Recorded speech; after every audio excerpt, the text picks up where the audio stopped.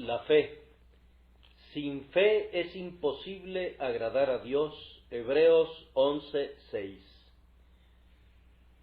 ¿Cuál es el fin principal del hombre? Y su respuesta es glorificar a Dios y gozar de Él para siempre. La respuesta es perfectamente correcta, aunque también hubiera sido igualmente correcta si hubiera sido más corta. El fin principal del hombre es agradar a Dios, pues al hacerlo no necesitamos afirmarlo porque es un hecho fuera de toda duda, se agradará a sí mismo. El fin principal del hombre en esta vida y en la venidera, así lo creemos, es complacer a Dios su Hacedor. Si un hombre agrada a Dios, hace lo que más le conviene para su bienestar temporal y eterno. El hombre no puede agradar a Dios sin atraer hacia sí mucha felicidad, pues si alguien agrada a Dios es porque Dios lo acepta como su hijo.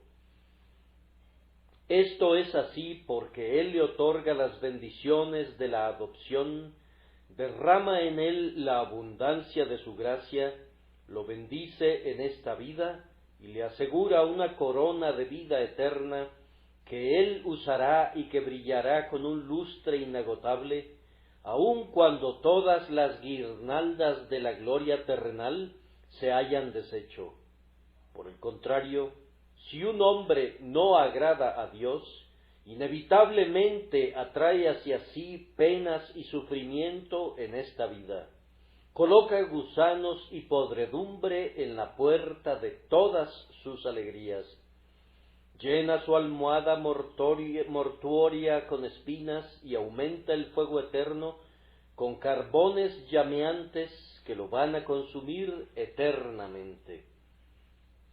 El hombre que agrada a Dios mediante la gracia divina va peregrinando hacia la última recompensa que espera a quienes aman y temen a Dios.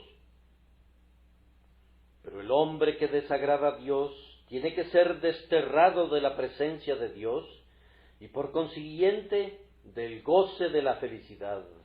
Así lo dice la Escritura. Si estamos en lo cierto cuando declaramos que agradar a Dios es ser feliz, entonces la única pregunta importante es ¿cómo puedo agradar a Dios?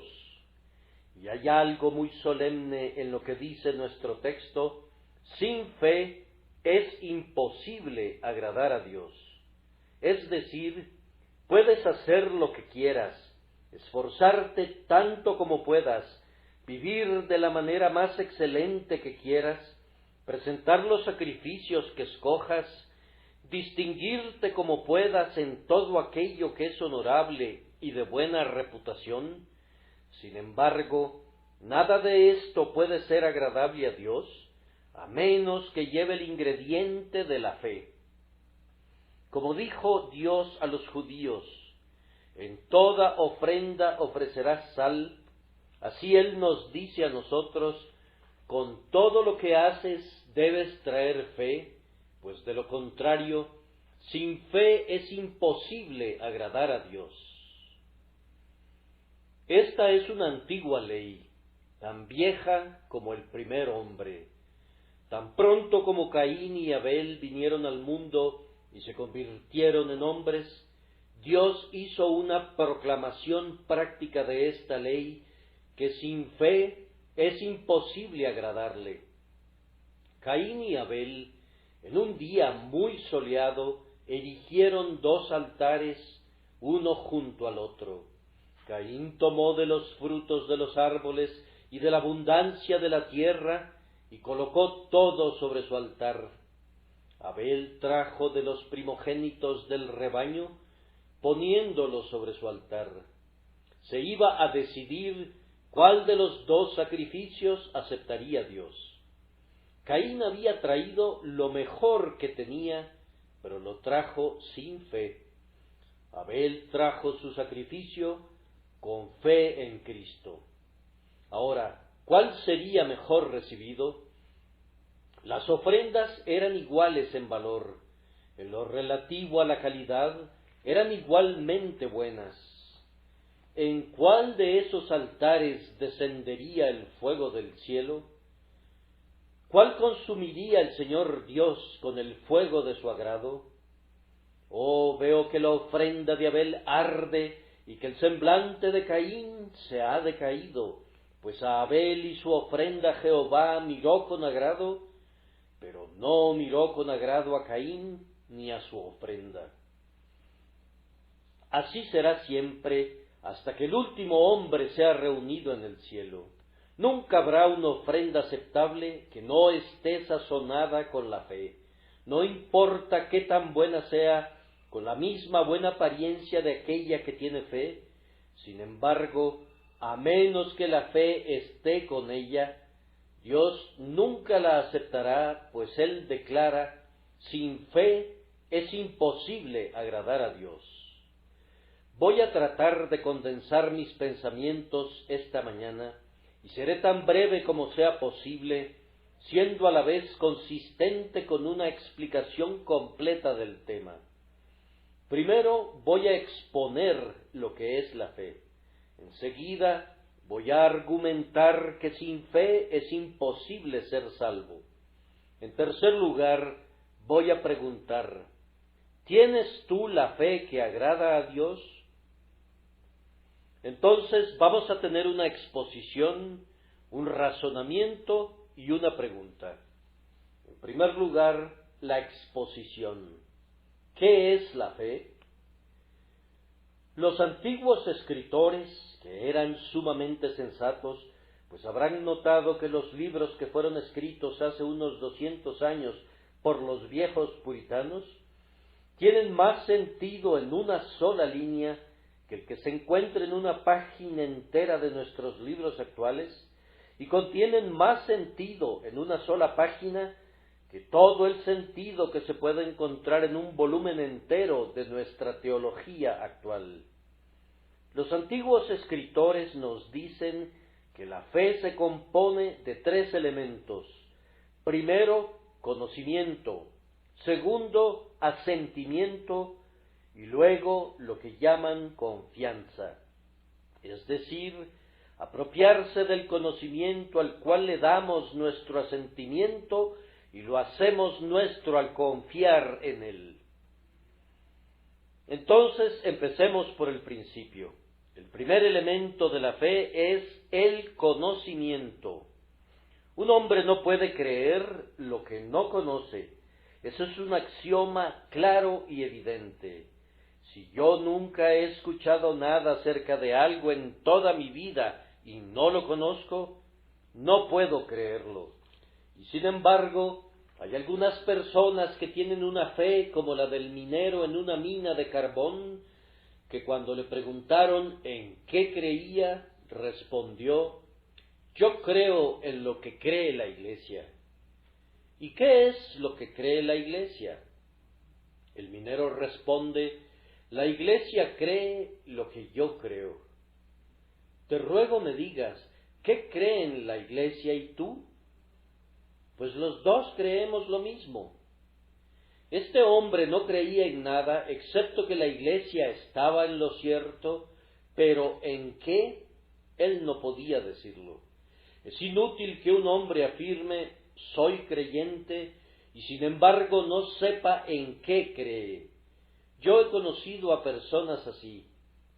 Se ha predicado un violento sermón que ha calentado la sangre. El predicador ha clamado, creed, creed, creed. Y a las personas repentinamente se les ha metido en la cabeza que eran creyentes y han salido de la casa de oración exclamando, soy creyente. Y si les preguntaran, díganme en qué creen, no podrían dar una razón de la esperanza que hay en ellos. Ellos creen que tienen la intención de ir a la iglesia el siguiente domingo. Pretenden unirse a ese tipo de gente. Pretenden cantar con mucha emoción y tener delirios maravillosos. Como consecuencia de todo eso, creen que serán salvos, pero no pueden decir qué es lo que creen. Ahora, no creo en la fe de nadie, a menos que conozca lo que cree. Si dice, yo creo, y no sabe lo que cree, ¿cómo puede ser eso una fe verdadera? El apóstol dijo, ¿cómo creerán a aquel de quien no han oído? ¿Y cómo oirán sin haber quien les predique? ¿Y cómo predicarán si no fueren enviados? Para que haya una fe verdadera, es necesario que un hombre sepa algo de la Biblia. Créanme, esta es una época en la que no se valora tanto la Biblia como antes. Hace unos 100 años el mundo estaba saturado de intolerancia, crueldad y superstición. La humanidad siempre corre de un extremo al otro y ahora nos hemos ido al otro extremo. En aquella época se decía, sólo una fe es la verdadera, suprimamos todas las demás por medio del tormento y la espada. Ahora se dice, no importa que nuestros credos se contradigan, todos son válidos. Si usáramos el sentido común, sabríamos que esto no es así. Pero algunos responden, tal y tal doctrina no debe ser predicada y no debe creerse. Entonces, amigo mío, si no requiere ser predicada, no necesitaba ser revelada. Tú impugnas la sabiduría de Dios cuando afirmas que una doctrina no es necesaria, pues equivale a decir que Dios ha revelado algo que no es necesario, y Dios no sería tan sabio haciendo ya sea más de lo necesario o menos de lo necesario. Nosotros creemos que los hombres deben estudiar toda doctrina que viene de la palabra de Dios y que su fe debe basarse en la totalidad de las sagradas escrituras, especialmente en todo lo relativo a la persona de nuestro siempre bendito Redentor. Debe existir un cierto grado de conocimiento antes de que pueda haber fe. Escudriñad las Escrituras, pues, porque a vosotros os parece que en ella tenéis vida eterna, y ellas son las que dan testimonio de Cristo. Como resultado de escudriñar y de leer, viene el conocimiento, y por el conocimiento viene la fe, y por la fe viene la salvación. Pero un hombre puede saber algo, y sin embargo puede no tener fe. Puede saber algo y no creer en ello. Por consiguiente, el asentimiento debe acompañar a la fe. Esto es, debemos creer lo que conocemos y tener la certeza que es la verdad de Dios. Ahora, para tener fe, no solo basta que yo lea las Escrituras y las entienda, sino que debo recibirlas en mi alma como la propia verdad del Dios viviente. Y con devoción y con todo mi corazón debo recibir todas las Escrituras como inspiradas por el Altísimo, conteniendo toda la doctrina que Él requiere que yo crea para mi salvación. No está permitido dividir las Escrituras y creer sólo aquello que te parezca bien. No se te permite creer las Escrituras a medias, pues si lo haces a propósito, no tienes la fe que únicamente ve a Cristo. La fe verdadera da su total asentimiento a las Escrituras. Toma una página y dice, no importa lo que se encuentre en esta página, yo creo en ella. Pasa al siguiente capítulo y dice, aquí hay algunas cosas difíciles de entender que los indoctos y los inconstantes tuercen, tal como lo hacen con el resto de las Escrituras, para su perdición. Pero por muy difíciles que sean, yo creo en ellas. Considera la Trinidad. No puede entender la Trinidad en unidad, pero cree en ella. Ve el sacrificio de expiación. Hay algo difícil en ese concepto, pero lo cree. Y sea lo que sea que esté contenido en la revelación, besa el libro con devoción y dice: lo amo todo, doy mi pleno, sincero y libre asentimiento a cada una de sus palabras, así sea una amenaza o una promesa, un proverbio, un precepto o una bendición. Como todo es palabra de Dios, todo es absolutamente verdadero. Eso es lo que creo. Todo aquel que quiera ser salvo debe conocer las Escrituras y debe darles su total asentimiento. Pero un hombre puede tener todo esto y sin embargo no tener la fe verdadera, pues lo principal de la fe radica en el tercer elemento, es decir, en la confianza en la verdad, no en creerla simplemente, pero en hacerla nuestra y en descansar en ella para salvación. Reposar en la verdad era la palabra que utilizaban los viejos predicadores. Comprenderás esta palabra apoyándose en ella, diciendo: esta es la verdad, a ella confío mi salvación. Ahora, la fe verdadera, en su esencia misma, se basa en esto, en apoyarse en Cristo. No me salvará si solamente sé que Cristo es un Salvador, pero me salvará si confío en Él para que sea mi Salvador. No seré librado de la ira venidera creyendo que su expiación es suficiente, pero sí seré salvo cuando haga de esta expiación mi confianza, mi refugio y mi todo. La esencia de la fe radica en esto: arrojarse uno sobre la promesa. El salvavidas que permanece a bordo de un barco no puede ser el instrumento de salvación del hombre que se está ahogando, ni tampoco la convicción de que el salvavidas es un excelente y un efectivo invento puede salvarlo. No, es necesario que lo tenga alrededor de sus lomos o en sus manos. De otra manera, se hundirá. Para usar un viejo y conocido ejemplo, supongamos que el aposento alto de una casa se está incendiando. La gente se arremolina en la calle. Una criatura se encuentra en la habitación en llamas. ¿Cómo escapará? No puede saltar hacia abajo, moriría de inmediato. Un hombre fornido exclama: ¡salta a mis brazos! Una parte de la fe es creer que el hombre está allí, y otra parte de la fe es creer que el hombre es lo suficientemente fuerte para sostenerlo.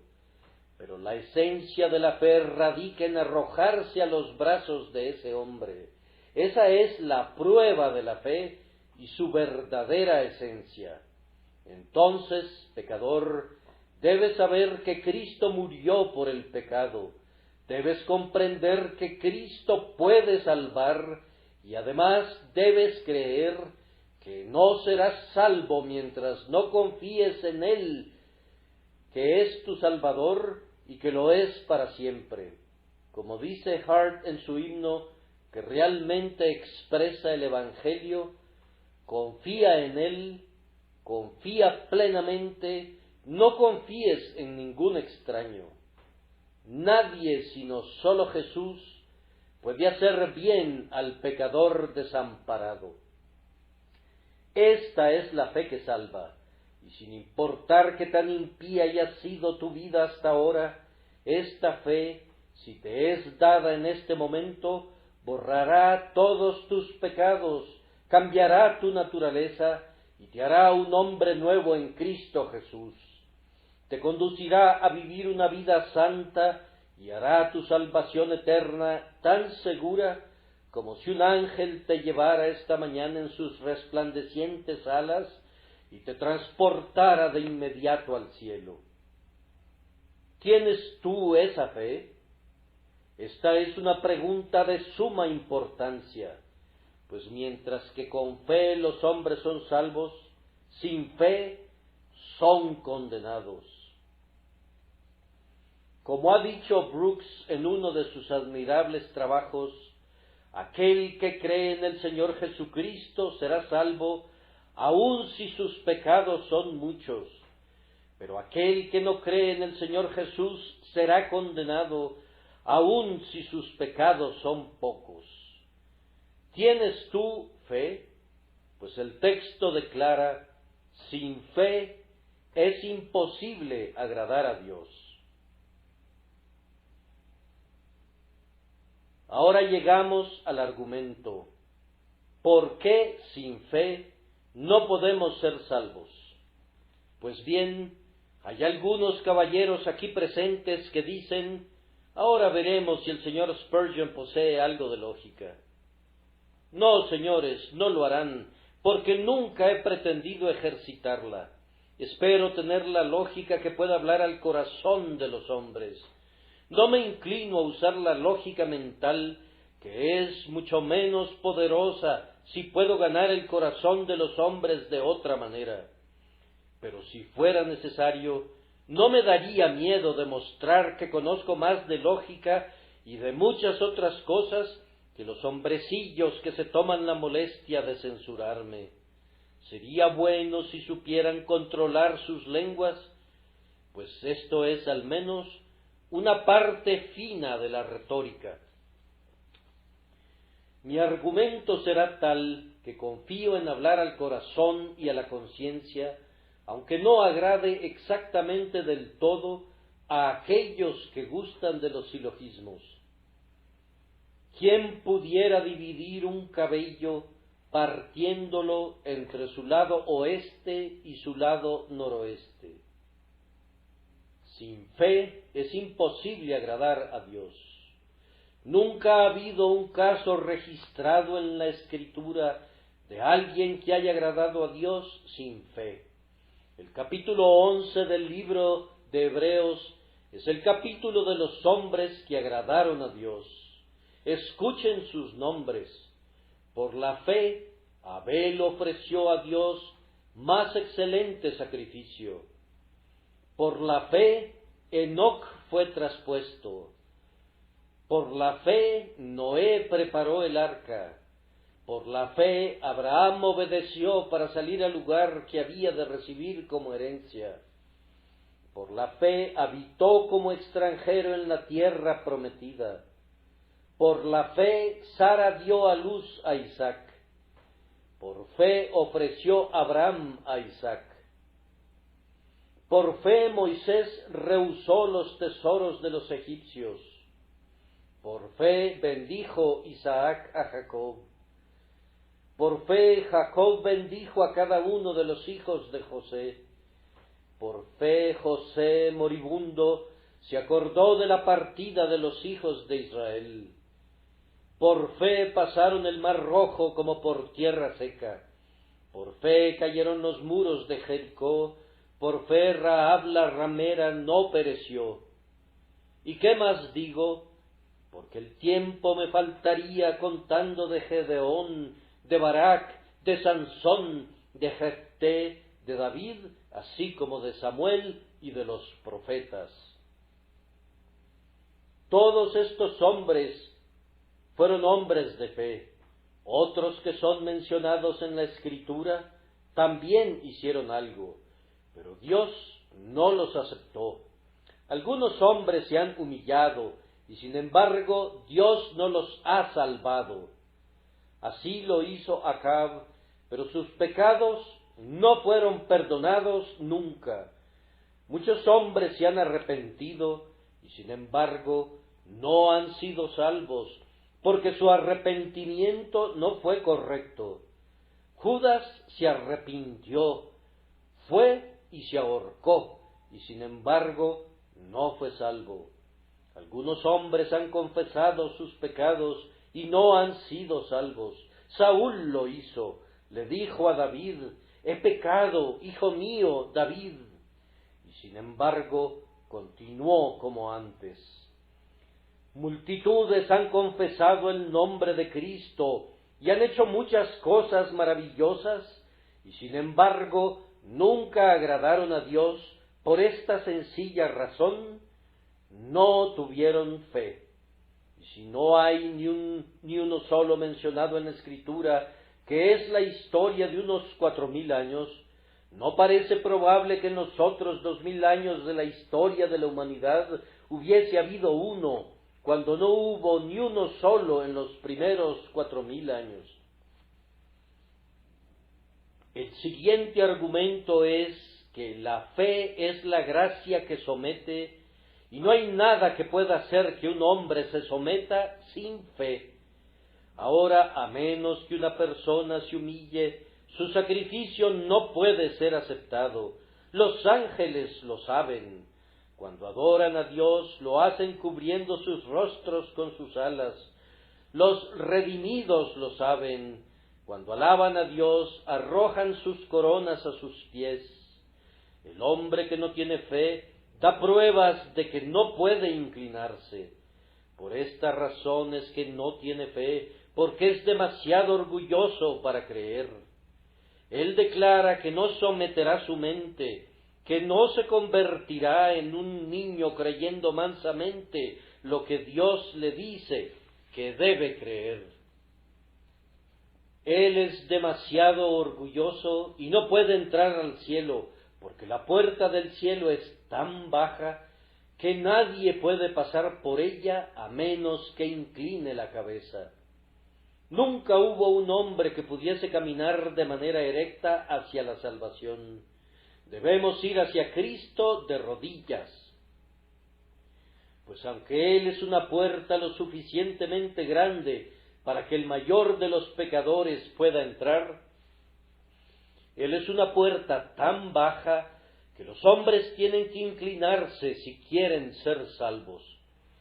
Por eso es que la fe es necesaria, pues la incredulidad es una evidencia cierta de falta de humildad. Y ahora, más razones. La fe es necesaria para la salvación, porque la Escritura nos enseña que las obras no pueden salvar. Les contaré una historia muy conocida para que el más sencillo de mis oyentes pueda entender lo que digo. Un ministro salió a predicar un día. Subió una colina que se encontraba en su camino. Al pie de esa colina se desplegaban unos pueblos adormecidos en su belleza, rodeados de dorados cultivos inmóviles, bañados por el sol. Pero él no los pudo ver, pues su atención se concentró en una mujer que se encontraba a la puerta de una casa, que al verlo se acercó a él muy ansiosa y le dijo: «Señor, ¿tiene usted alguna llave que pudiera prestarme? Se me rompió la llave de mi armario, donde hay cosas que necesito urgentemente». El ministro respondió: «No traigo ninguna llave». La señora se sintió frustrada, pues pensaba que todo el mundo debía traer llaves consigo. «Pero aun suponiendo», dijo el ministro, «que tuviera unas llaves, podría ser que no funcionaran en su cerradura y por tanto no podría sacar los objetos que quiere. Pero no se desespere, alguien vendrá con una llave». «Pero», dijo él, tratando de aprovechar la ocasión, «¿alguna vez ha oído hablar acerca de la llave del cielo?». «Pues sí», dijo ella, «he vivido lo suficiente y he asistido a la iglesia lo suficiente para saber que si trabajamos duro, si conseguimos el pan mediante el sudor de nuestra frente, y si actuamos de manera correcta con nuestro prójimo, si nos comportamos, como dice el catecismo, con humildad y reverencia hacia nuestros superiores, y si cumplimos con nuestro deber en el lugar de la vida en que Dios ha querido colocarnos, y si oramos con regularidad, seremos salvos». «Ah», dijo el ministro, «mi buena señora, esa es una llave rota, pues usted ha quebrantado los mandamientos, no ha cumplido con sus obligaciones. Es una buena llave, pero usted la ha roto. Le ruego, señor, dijo ella, creyendo que él entendía el asunto y sintiéndose asustada. ¿Qué he omitido?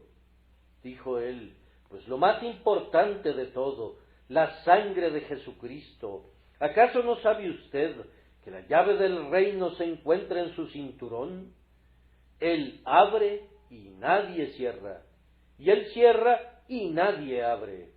Y explicándole más claramente dijo, es Cristo y sólo Cristo quien puede abrir la puerta del cielo para usted, no sus buenas obras.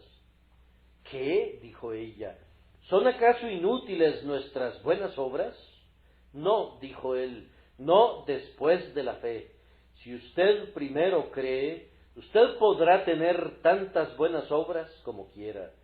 Pero si usted cree, nunca confiará en ellas, pues si confiara en las buenas obras, las habría corrompido y ya no serían buenas obras. Tenga tantas buenas obras como quiera, pero deposite su confianza en nuestro Señor Jesucristo. Si no lo hace así, su llave nunca abrirá la puerta del cielo. Pues bien, queridos oyentes, debemos tener fe verdadera, porque la vieja llave de las buenas obras está tan dañada por todos nosotros que nunca podremos entrar al paraíso utilizando esa llave. Si alguno de ustedes pretende no tener pecado, lo diré con sinceridad, se engaña a sí mismo y la verdad no está en él. Si ustedes piensan que mediante sus buenas obras van a entrar al cielo, no podrían estar más engañados. En el último gran día ustedes se darán cuenta de que sus esperanzas no valían nada y que como las hojas secas de los árboles en otoño, el viento se llevará todas sus buenas obras. O serán quemadas por las mismas llamas que ustedes deberán sufrir eternamente.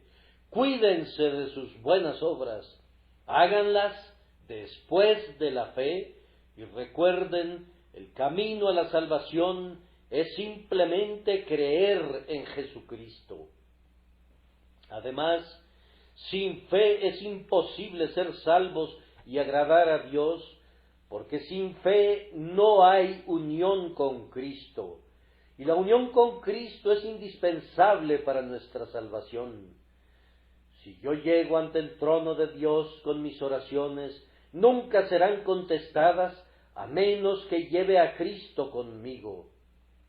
Los habitantes de un antiguo reino, los molosos, cuando no podían obtener un favor de su rey, empleaban un método muy singular. Tomaban al único hijo del rey en sus brazos y cayendo de rodillas exclamaban, «Oh rey, por tu hijo, concédenos lo que te pedimos». El rey sonreía y decía, «No niego nada a aquellos que me piden algo en nombre de mi hijo». Así es con Dios. Él no negará nada al hombre que viene del brazo de Cristo, pero si viene solo, será echado fuera. La unión con Cristo es, después de todo, el principal punto de la salvación. Permítanme contarles una historia para explicar esto. Las estupendas cataratas del Niágara son famosas en todas partes del mundo, y aunque es maravilloso escuchar su estruendo y son un magnífico espectáculo, han sido sumamente peligrosas para la vida humana, especialmente cuando de manera accidental alguien es arrastrado por sus aguas. Hace algunos años, dos hombres, un lanchero y un obrero de las minas de carbón, iban en un bote y fueron arrastrados de manera vertiginosa por la corriente, y ambos inevitablemente caerían al abismo y serían despedazados. Unas personas en la orilla los vieron, pero nada podían hacer para rescatarlos. Finalmente, A uno de los dos hombres le lanzaron una cuerda, a la cual él se aferró. En el mismo instante en que la cuerda llegó a su mano, un tronco pasó flotando cerca del otro hombre. El imprudente y confundido barquero, en vez de tomar la cuerda que ya tenía su compañero, se agarró del tronco. Fue un error fatal. Ambos estaban en peligro inminente, pero el compañero fue arrastrado a la orilla porque pudo sujetarse a la cuerda que las personas que estaban en tierra firme sostenían, mientras que el otro, asido al tronco, fue arrastrado irremediablemente y nunca más se supo de él. ¿No ven en esto una ilustración práctica? La fe nos une a Cristo. Cristo está en la orilla, sosteniendo la cuerda de la fe, y si nosotros nos aferramos a ella con la mano de la confianza, Él nos sacará a la orilla. Pero nuestras buenas obras, sin ningún vínculo con Cristo, son arrastradas hacia el abismo de la más terrible desesperación. No importa qué tan fuerte nos agarremos a esas obras, aun con garfios de acero, no nos podrán salvar en lo más mínimo. Seguramente han visto lo que quiero mostrarles. Algunos ponen objeciones a las anécdotas. Yo las seguiré usando hasta que se cansen de poner objeciones. La verdad nunca es proclamada con más poder a los hombres que cuando se les dice, como Cristo lo hizo, una historia de cierto hombre con 2 hijos, o la de cierto propietario que salió de viaje y dividió su fortuna y dio a uno 10 talentos y al otro 1. La fe entonces es la unión con Cristo. Traten de alcanzarla, pues si no, aferrados a sus obras, se los llevará a la corriente. Abrácense a sus obras y se hundirán en el abismo. Perdidos porque sus obras no están unidas a Cristo y no tienen vínculo alguno con el bendito Redentor. Pero tú, pobre pecador, cargado con todo tu pecado, si la cuerda rodea tu cuerpo y Cristo la sostiene, no temas. Su honor está comprometido a salvar a la peor de sus ovejas. Todo lo que su Padre Celestial le dio, sus manos ciertamente sujetarán. Solo un argumento más y habré terminado. Sin fe es imposible agradar a Dios, porque sin fe es imposible perseverar en la santidad. ¿Qué multitud de cristianos de conveniencia tenemos hoy en día? Muchos cristianos se parecen a algunos habitantes del mar que en buen clima navegan en la superficie del mar en un espléndido escuadrón, como los poderosos barcos. Pero en el mismo instante en que el viento forma olas, bajan las velas y se hunden en las profundidades. Muchos cristianos actúan de esa manera, en buena compañía, en los salones evangélicos, en hogares cristianos, en salones píos, en las capillas y en las sacristías. Son tremendamente religiosos, pero si se les expone a un poco de ridículo, si alguien se ríe burlonamente y les llama metodistas, presbiterianos o algo parecido, allí se acaba su religión hasta el próximo día bueno. Después, cuando el día es agradable otra vez y la religión les es útil para sus propósitos, nuevamente despliegan las velas y vuelven a ser piadosos como antes. Créanme, ese tipo de religión es peor que la falta de religión. Aprecio mucho a un hombre que es cabal, un hombre íntegro, y si algún hombre no ama a Dios, no le permitan que diga que sí lo ama. Pero si es un verdadero cristiano, un seguidor de Jesús, que lo diga y que lo mantenga. No hay por qué avergonzarse de ello. De lo único que debemos avergonzarnos es de la hipocresía. Seamos honestos cuando profesemos nuestras creencias y eso será nuestra gloria. ¿Qué harían sin fe en tiempos de persecución? Ustedes, gente buena y piadosa sin fe, ¿qué harían si la horca fuera levantada nuevamente en Smithfield? Y si una vez más la hoguera consumiera a los santos, convirtiéndolos en cenizas. ¿Qué harían si abrieran nuevamente la cárcel para los lollardos, esos antiguos reformadores? ¿O si los instrumentos de tortura fuesen usados nuevamente? ¿Qué harían si el cepo fuese utilizado, como ya ha sido usado por una iglesia protestante en el pasado, dando testimonio de esto la persecución en contra de mi predecesor, Benjamin Keach, que fue puesto en el cepo en Aylesbury por escribir un libro sobre el bautismo infantil? Aun si la forma más benigna de persecución reviviese, ¿cómo se dispersaría la gente hacia todas partes? Y algunos pastores abandonarían a sus rebaños. Una anécdota más que confío les haga ver la necesidad de la fe y que me conduce a la última parte de mi discurso. Una vez, un americano que poseía esclavos, en ocasión de la compra de un esclavo, le preguntó al vendedor: dígame honestamente cuáles son sus defectos. El vendedor respondió: no tiene ningún defecto que yo sepa, excepto uno, y es que ora. Exclamó el comprador, eso no me gusta. Sé de algo que lo curará muy pronto de ese mal.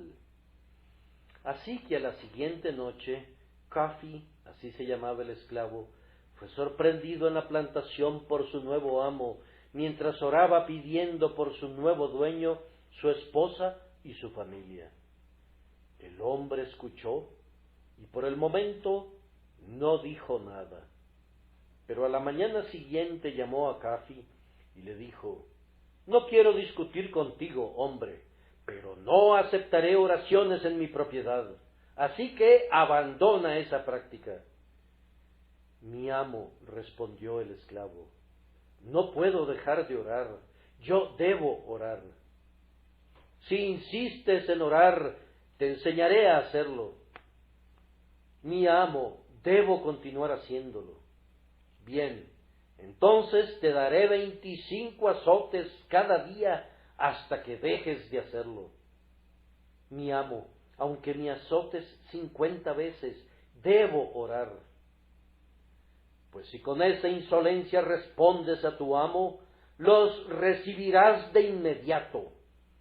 Así que atándolo, le propinó 25 azotes y le preguntó si iba a orar de nuevo. Sí, mi amo, debemos orar siempre, no podemos dejar de hacerlo.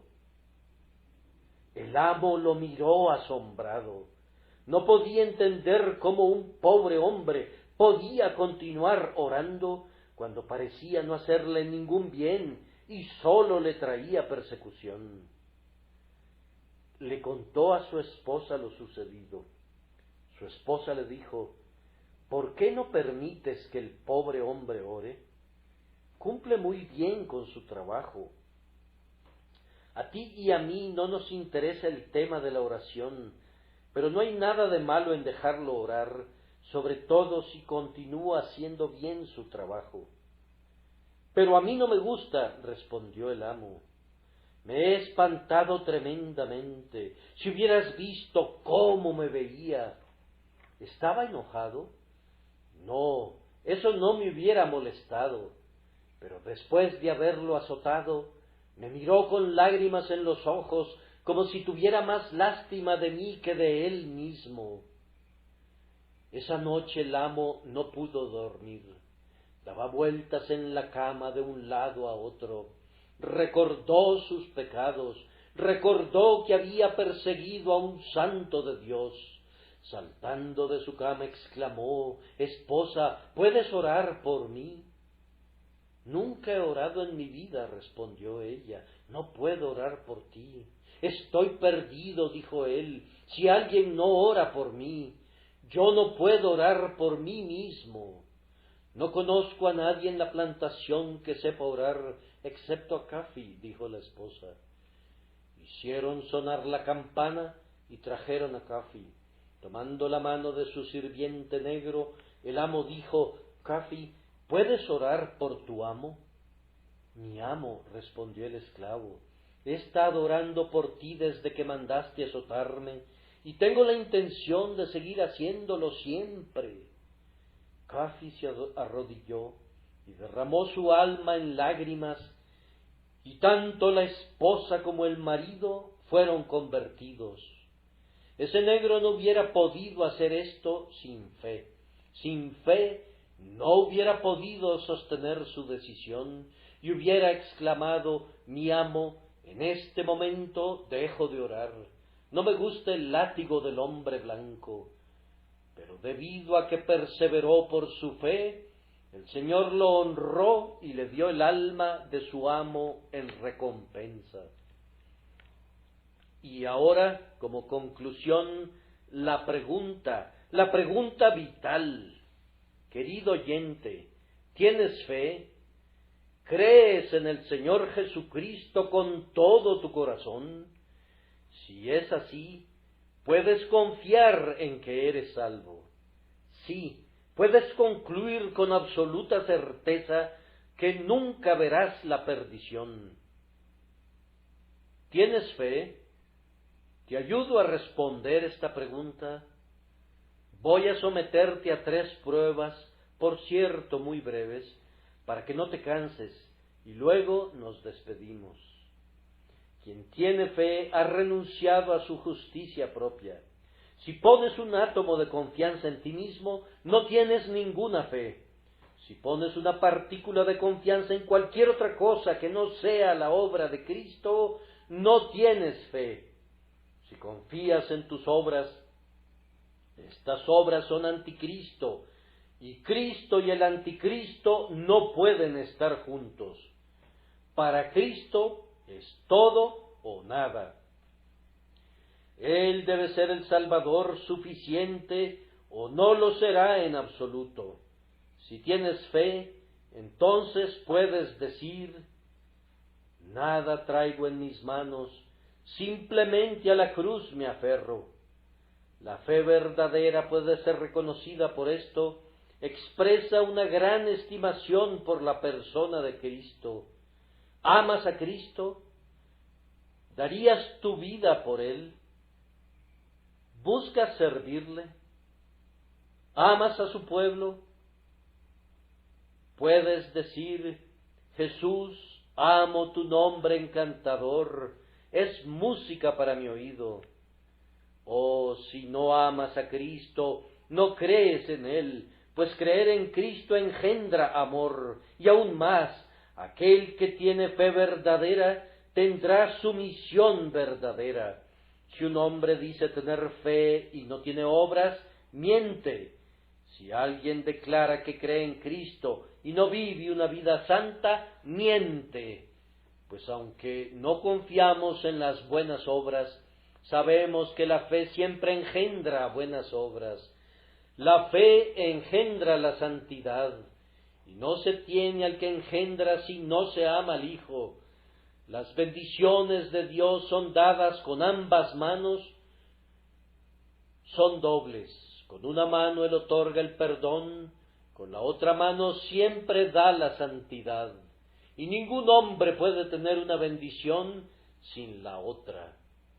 Y ahora, mis queridos oyentes, me debo poner de rodillas e implorarles en el nombre de Cristo que conteste cada quien esta pregunta en el silencio de su habitación: ¿tienes fe?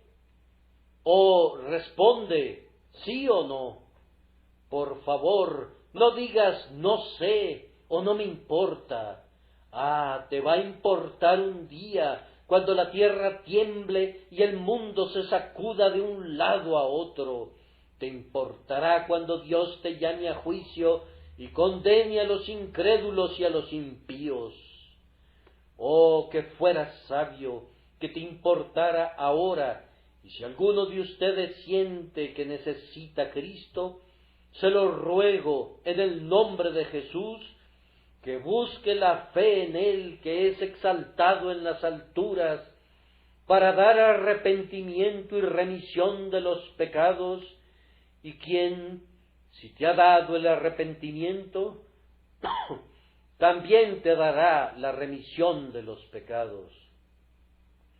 Oh pecadores que conocen sus pecados, crean en el Señor Jesús y serán salvos. Descansen en su amor y en su sangre, en su obra y en su muerte, en sus sufrimientos y en sus méritos. Y si lo hacen así, no caerán jamás, sino que serán salvos ahora y serán salvos en ese gran día, cuando no ser salvo será terrible en verdad. Convertíos, convertíos, ¿por qué moriréis, casa de Israel? Descansen en él, toquen el borde de su manto y serán salvos. Que Dios los ayude a hacerlo así, por Cristo nuestro Señor. Amén. Amén.